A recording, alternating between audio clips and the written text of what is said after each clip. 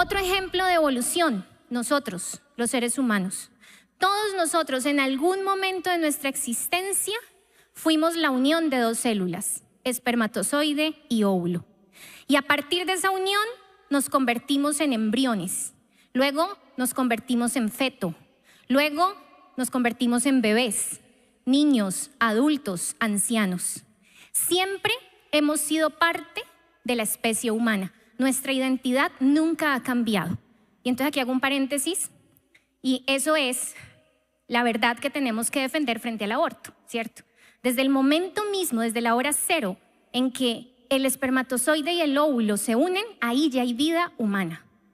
Seamos embrión o seamos feto, hay vida humana. Somos parte de una especie humana, porque de esa unión del espermatozoide y del óvulo, ¿qué van a hacer? Un ser humano.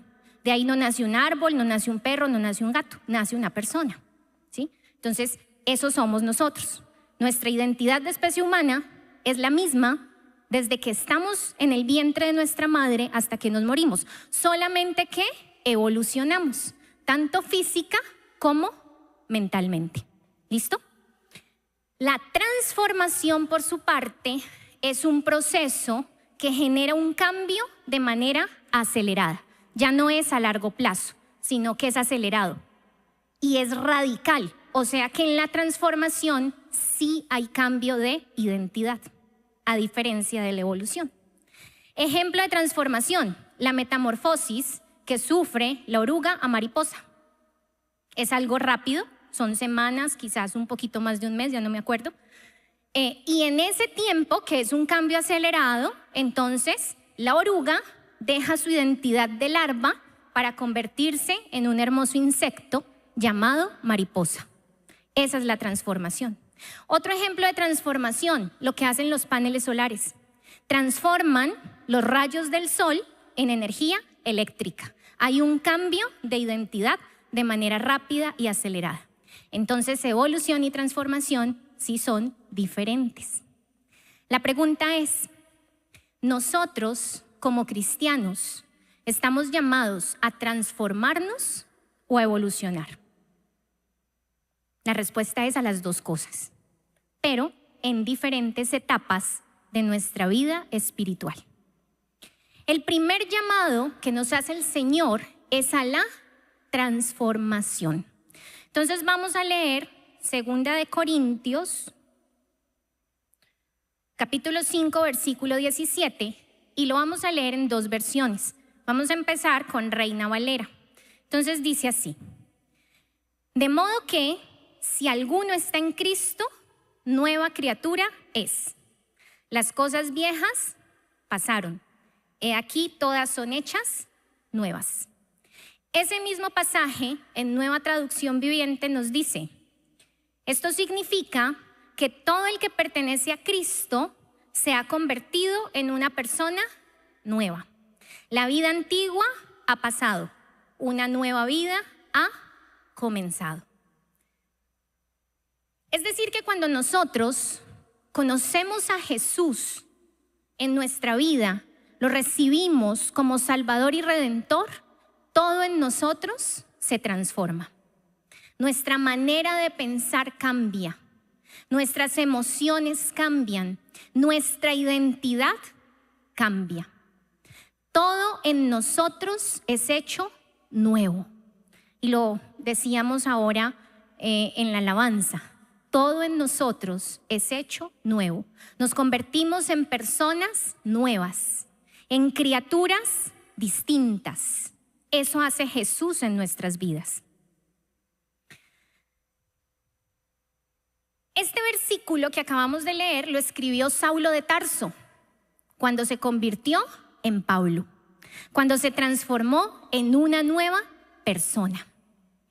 La palabra nos dice que Pablo, antes de ser ese autor maravilloso del Nuevo Testamento, que ha conquistado con ese mensaje nuestros corazones para el Señor, antes de ser ese Pablo, era un fariseo, asesino y perseguidor de cristianos.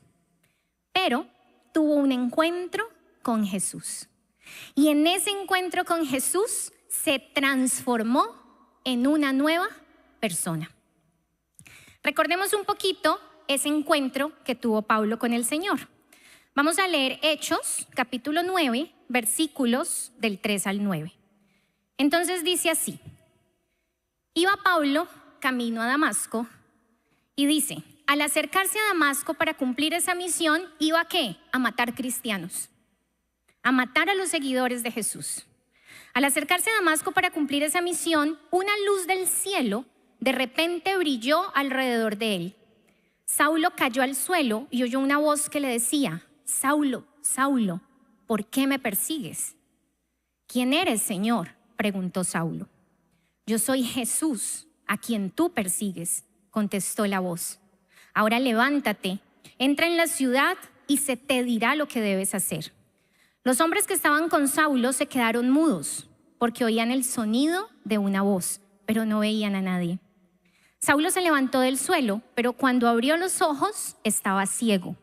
Entonces sus acompañantes lo llevaron de la mano hasta Damasco. Permaneció allí ciego durante 3 días, sin comer ni beber. A veces el encuentro con Jesús es impactante, a veces no es tan de color rosa como le sucedió a Pablo. Cuando nosotros seguimos leyendo esa parte de Hechos, nos damos cuenta que entonces al final Saulo llegó donde Ananías. Ananías era un siervo de Dios a quien el Señor ya le había dado la instrucción de recibir a Saulo, de orar por él y de poner manos sobre sus ojos para devolverle la vista. Así que Ananías siguió las instrucciones del Señor y impuso sus manos y la vista a Pablo le fue devuelta. Pero junto con la vista vino la llenura del Espíritu Santo para que Pablo fuera a partir de ahí un instrumento en las manos de Dios para llevar el mensaje de Cristo a muchos corazones, incluyéndonos a nosotros. Y hasta el día de hoy, Pablo sigue siendo ese gran vocero del cristianismo. Eso hace Jesús en nuestras vidas. La vida de Pablo fue completamente transformada. Eso que le pasó a Pablo es lo que seguramente nos ha pasado a todos aquí, o al menos a la mayoría. Todo en nosotros fue cambiado. Todos esos pensamientos, esa forma de vivir que teníamos en el pasado cambia. Y cambia desde lo estructural, pero también desde lo básico, ¿sí? Yo les he contado mi testimonio. Yo pasé de tener una ideología política completamente opuesta a la que hoy defiendo en cuerpo, alma y espíritu. Y eso simplemente lo hizo el Señor por medio de esa transformación en mi ser. Pero también hay cambios superficiales. Esta semana viajé con unos compañeros de la oficina a trabajar y en esos 2 días ellos me decían, uy, esta Lorena no la conocíamos. Cosas muy sencillas como por ejemplo compartir de un mismo vaso una bebida. Eso jamás en la vida yo lo haría porque guácala. Y en este vaso le dije a mi compañera, ¿me das un poquito de esa soda que estás tomando? ¿Qué? Y yo, sí, es la nueva Lorena. De verdad, el Señor nos cambia todo, hasta las cosas más pequeñas, ¿sí? Esa es la transformación. Ahora bien, después de transformarnos, tenemos una responsabilidad. ¿Y cuál es esa responsabilidad? La de evolucionar. Y evolucionar depende de nosotros con la ayuda del Espíritu Santo. ¿Qué es evolucionar entonces? Crecer, madurar, desarrollarnos, hacernos fuertes en nuestra fe. Eso es evolucionar. Pero recuerden que la evolución no es algo rápido ni instantáneo, es algo gradual, que va produciendo cambios a largo plazo. Hoy vamos a estudiar un poco acerca de la vida de un hombre que conoció a Jesús y se enamoró profundamente de él. Se entregó en cuerpo, alma y espíritu a amar y servir al Señor. Pero al igual que todos nosotros, ese hombre estaba en proceso de evolución. Estaba en proceso de crecimiento y de maduración. Así que llegó un momento en que le falló al Señor, la embarró, pecó, ofendió a Jesús. Sin embargo, ese hombre tuvo la valentía de levantarse después de esa caída más fortalecido en su fe. Hoy vamos a aprender de Pedro, el discípulo de Jesús.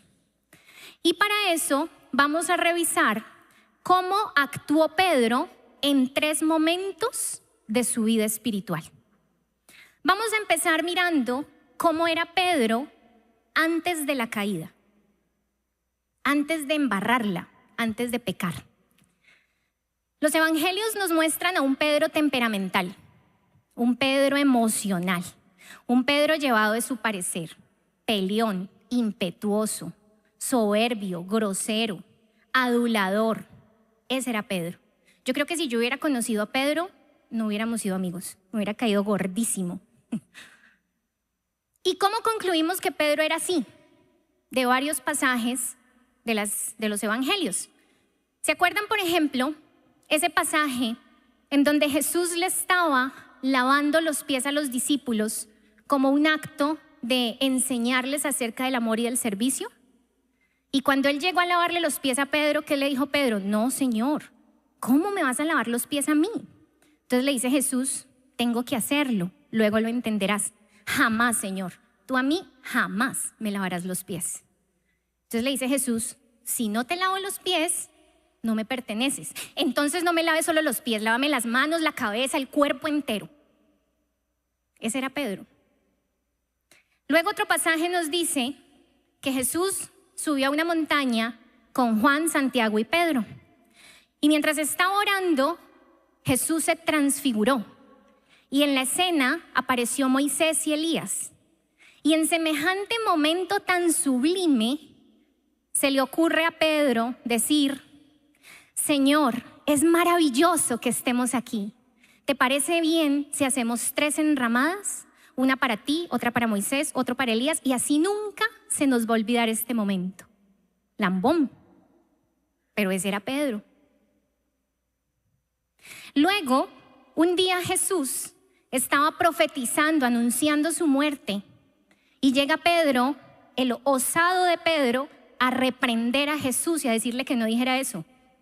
Obviamente el reprendido fue él, porque Jesús le dijo, aléjate de mí, Satanás. Y por último, cuando llegaron a arrestar a Jesús, ¿qué hizo Pedro? Le cortó la oreja al siervo del sumo sacerdote. Y una vez más Jesús sale en la escena a regañar a Pedro y decirle que no se hace. Ese era Pedro, emocional, impulsivo, temperamental. Y yo creo que todos aquí en algún momento de nuestra vida espiritual hemos sido Pedro. Porque cuando recién nos convertimos, sobre todo, somos emocionales en nuestra fe. Somos impulsivos. Somos temperamentales. A veces nos levantamos felices con el Señor, otras veces nos levantamos enojados, tristes, aburridos, y dejamos que nuestra relación con Dios se base en emociones. Y pues eso no está del todo mal, para serles sincera. ¿Por qué? Porque forma parte de vivir ese primer amor con Jesús. Yo siempre lo he comparado, y creo que ya se los he dicho antes, como la relación de un noviazgo. Cuando uno está empezando un noviazgo es pura emoción. Igual pasa con el Señor cuando estamos empezando a conocerlo. Pura emoción. Y repito, no está del todo mal. ¿Qué es lo malo? Que toda nuestra vida espiritual se base en emociones, como le pasó a Pedro. Porque los evangelios nos dicen que hasta el último momento que Pedro estuvo con Jesús fue emocional. Hasta el último momento. Entonces leamos Marcos capítulo 14, versículos del 27 al 31. Dice, en el camino Jesús les dijo, todos ustedes me abandonarán, porque las escrituras dicen, Dios golpeará al pastor y las ovejas se dispersarán. Sin embargo, después de ser levantado de los muertos, iré delante de ustedes a Galilea y allí los veré. Pedro le dijo, aunque todos te abandonen, yo jamás lo haré. Jesús le respondió, te digo la verdad, Pedro, esta misma noche, antes de que el gallo cante 2 veces, negarás 3 veces que me conoces. No, exclamó Pedro enfáticamente, aunque tenga que morir contigo, jamás te negaré. Y los demás juraron lo mismo. ¿Y qué nos dice la historia que todos conocemos? ¿Qué hizo Pedro? Lo negó 3 veces, pero hasta el final, ¿qué dijo? Jamás, Señor. Aunque tenga que morir contigo, allá estaré. Emocional. Un Pedro emocional hasta el último momento de su ministerio con Jesús. Leamos cómo fue entonces la caída de Pedro. ¿Cómo fue ese momento en que negó a Jesús? Mateo nos lo relata de la siguiente manera. Vamos a leer Mateo capítulo 26, versículos del 69 al 75. Mientras tanto, Pedro estaba sentado afuera en el patio. Una sirvienta se acercó y le dijo, tú eres uno de los que estaba con Jesús, el Galileo. Pero Pedro lo negó frente a todos. No sé de qué hablas, le dijo. Más tarde, cerca de la puerta, lo vio otra sirvienta, quien les dijo a los que estaban por ahí, este hombre estaba con Jesús de Nazaret. Nuevamente Pedro lo negó, esta vez con un juramento. Ni siquiera conozco al hombre, dijo. Un poco más tarde, algunos de los otros que estaban allí cerca a Pedro le dijeron, seguro que tú eres uno de ellos. Nos damos cuenta por el acento galileo que tienes. Pedro juró, que me caiga una maldición si les miento, no conozco al hombre. Inmediatamente el gallo cantó. De repente, las palabras de Jesús pasaron rápidamente por la mente de Pedro. Antes de que cante el gallo, negarás 3 veces que me conoces. Y Pedro salió llorando amargamente. Ahí ya vemos al Pedro que la embarró. Sin embargo, es confrontado inmediatamente por el Espíritu Santo. ¿Y qué hace frente a ese confrontamiento? Llora amargamente. Eso dice Mateo. O sea que sintió dolor, profundo dolor, después de haber pecado, después de haber traicionado a Jesús, después de ofenderlo. Sintió dolor. Así que una señal de que estamos madurando y creciendo en nuestra relación con Dios es el dolor que nos genera el pecado en nuestras vidas. Cuando nosotros la embarramos y sentimos dolor, ese dolor nos lleva a arrepentirnos. Y ese arrepentimiento tiene que llevarnos a cambiar nuestra conducta. Y entonces ahí estamos siendo maduros, estamos evolucionando. Ustedes dirán, no, pero aquí ninguno peca. Es cierto que la santidad o la santificación es un beneficio que nos dio Jesús cuando murió en la cruz. Pero tenemos también que reconocer que somos santos, que a veces pecamos. Eso lo aprendemos en nuestro proceso de formación. Somos santos, pero a veces la embarramos. Y la embarramos de diferentes maneras, todos los que estamos aquí. Seguramente algunos la embarrarán más frecuentemente que otros y con unos hábitos diferentes a los de otros. Pero aquí seguramente habrá gente luchando con la inmoralidad sexual. Aquí seguramente habrá gente luchando con la mentira, con el engaño. Seguramente habrá gente luchando con el orgullo. O habrá gente luchando con alguna adicción a las drogas, al alcohol, a la pornografía. Todos tenemos una lucha. Todos la embarramos. Todos pecamos en algún momento. Pero así como Pedro, ¿qué tenemos que hacer? Arrepentirnos. Pero arrepentirnos de verdad. Arrepentirnos de tal forma que cambiemos nuestro comportamiento y que tengamos en nuestra vida frutos que reflejen ese arrepentimiento. De pronto ustedes dirán, bueno, ¿y si yo no siento dolor? Y por eso es que me la paso en el ciclo vicioso de peco, rezo y empato. Y la embarro, me arrepiento, pero vuelvo y la embarro. Entonces mi cambio de conducta no se ve. No estoy evolucionando. Puede pasar. Ahí, cuando nosotros nos volvemos insensibles al dolor que produce el pecado, tenemos que tener la alarma prendida porque de fondo hay una enfermedad que es la que está dañando nuestra relación con Dios. Entonces ahí el problema no es solamente el hábito pecaminoso, sino que el problema es lo que me lleva a ese hábito y me impide salir de ahí, porque cuando peco no me arrepiento de corazón porque no me duele lo que hice. Voy a poner un ejemplo a manera de analogía para que me entiendan un poquito mejor. La diabetes es una enfermedad crónica que produce exceso de azúcar en la sangre. Y el exceso del azúcar en la sangre, entre muchas otras cosas, genera una neuropatía. ¿Qué es la neuropatía? Es un daño que se da en los sistemas nerviosos de nuestro cuerpo, en las terminaciones del sistema nervioso de nuestro cuerpo. Generalmente esa neuropatía empieza por el pie, entonces de ahí el famoso pie diabético. ¿Eso qué hace?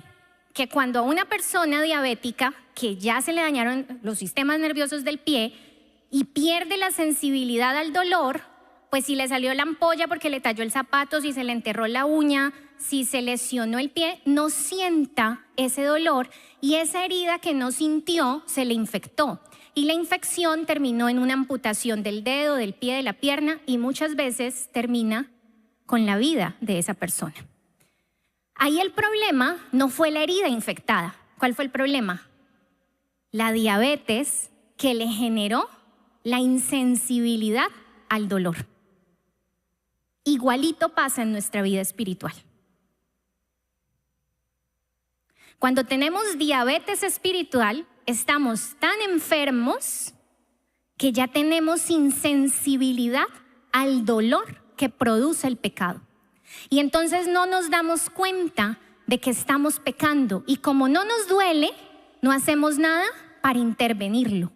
Y cuando no lo intervenimos, terminamos en la muerte espiritual. Así que si estamos siendo cristianos ya, y estamos en ese ciclo vicioso porque el pecado no nos produce dolor, el problema no es que seamos infieles, borrachos o mentirosos. El problema es que estamos enfermos espiritualmente. Y esa enfermedad no nos hace sentir dolor cuando ofendemos el corazón de Dios. ¿Qué tiene que hacer un diabético para regular los niveles de azúcar en su sangre, además de comer bien o saludablemente? Depender de la insulina. La insulina es la que le da los niveles al azúcar. Entonces, si somos cristianos con diabetes espiritual, tenemos que depender de nuestra insulina, que es el Espíritu Santo. Y es el Espíritu Santo el que nos va a ayudar a regular nuestra carnalidad. Es el que nos va a ayudar a doblegar ese deseo a pecar.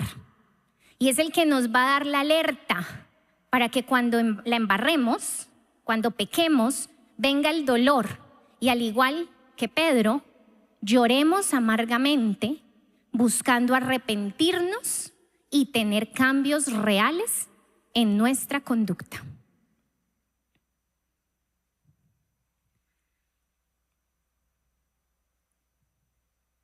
Después de que Pedro lloró amargamente, la Biblia nos muestra que al final Pedro maduró. Pedro evolucionó. ¿Y por qué sabemos que evolucionó y maduró? Porque podemos leer sus cartas. Pedro tiene 2 cartas en el Nuevo Testamento.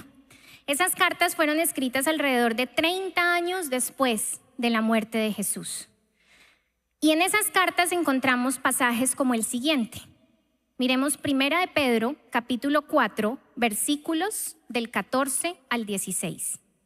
Dice Pedro: si los insultan porque llevan el nombre de Cristo, serán bendecidos, porque el glorioso Espíritu de Dios reposa sobre ustedes. Sin embargo, si sufren, que no sea por matar, robar, causar problemas o entrometerse en asuntos ajenos. En cambio, no es nada vergonzoso sufrir por ser cristianos. Alaben a Dios por el privilegio de que los llamen por el nombre de Cristo.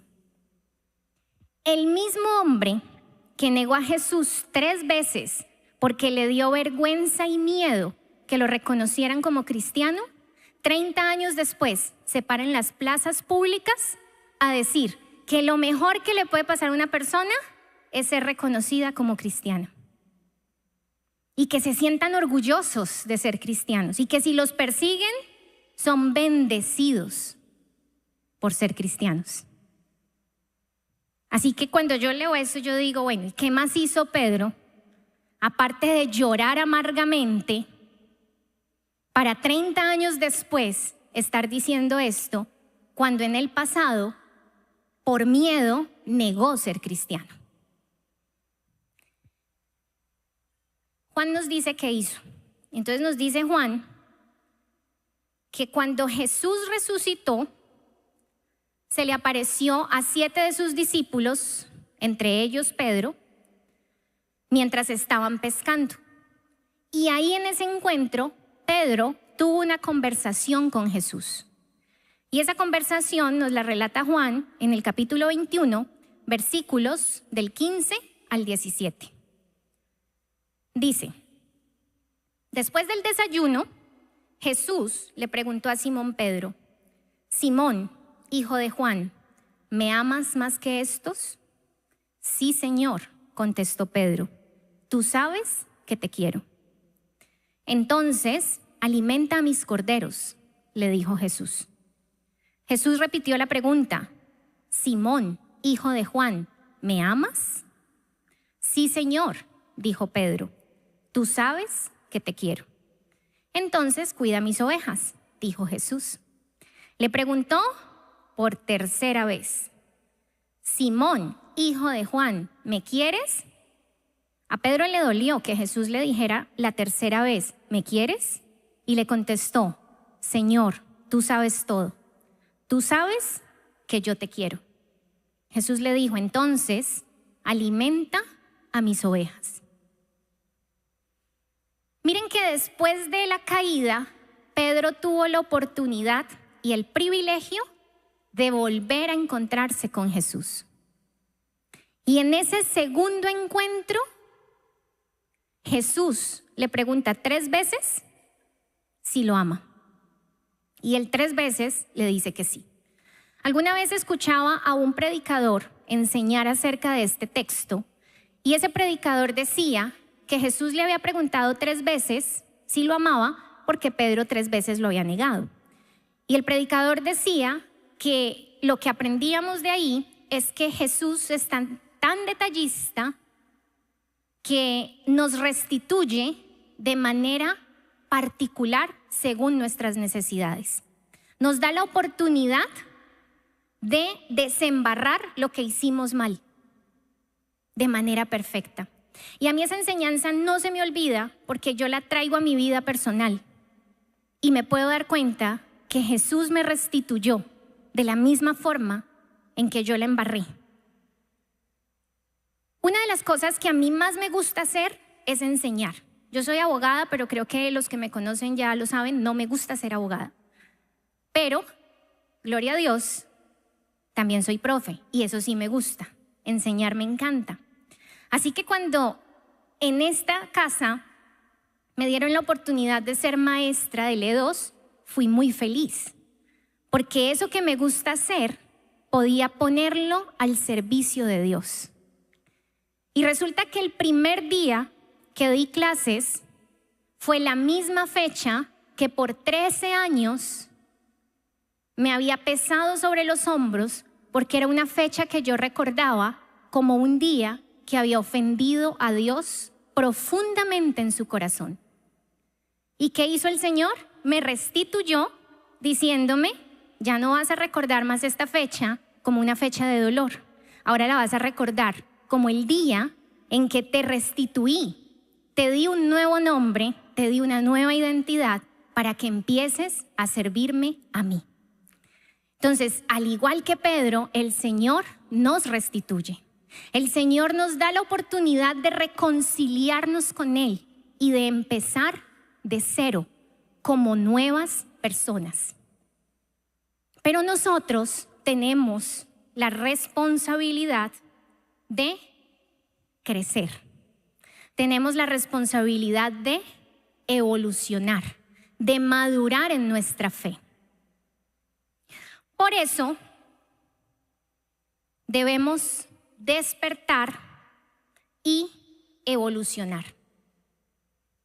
Ya para ir concluyendo, todos los que hemos recibido a Jesús en nuestra vida como Señor y Salvador, hemos tenido la oportunidad de nacer de nuevo.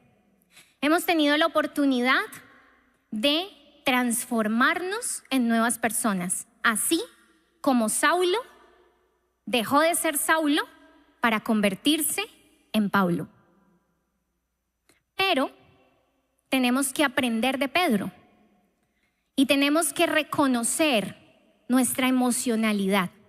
Lo primero que tenemos que hacer es rendir nuestras emociones al Señor, rendir nuestro temperamento a Dios, reconocer que nuestra relación con Jesús no es de sentimientos o emociones, sino de decisiones firmes. No seamos como Pedro al inicio de su ministerio. Lo segundo que tenemos que hacer cuando caigamos, cuando pequemos, cuando la embarremos, sintamos dolor y que ese dolor nos lleve a un arrepentimiento genuino. No permitamos que el dolor se convierta en una tristeza profunda que nos lleve a la depresión, porque eso no es de Dios. Esa tristeza no es la válida. Es la tristeza que nos lleva a llegar de rodillas y humillados ante el Padre a decirle: perdóname, esto me duele y no lo quiero volver a hacer. Hoy decido cambiar. Hoy decido vivir proclamando tu verdad y en consonancia y en obediencia a tu palabra. Y lo tercero que tenemos que hacer es, después de la caída, escuchemos al Señor. Juan nos dice que si confesamos nuestros pecados, Él es fiel y justo para perdonarnos.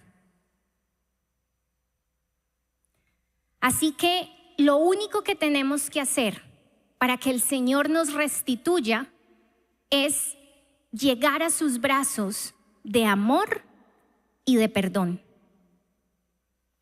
Todo lo que Dios pide de nosotros es un arrepentimiento genuino. Cuando nos arrepentimos, Él nos restituye. Y cuando nos restituye, nos pone en lugares de privilegio.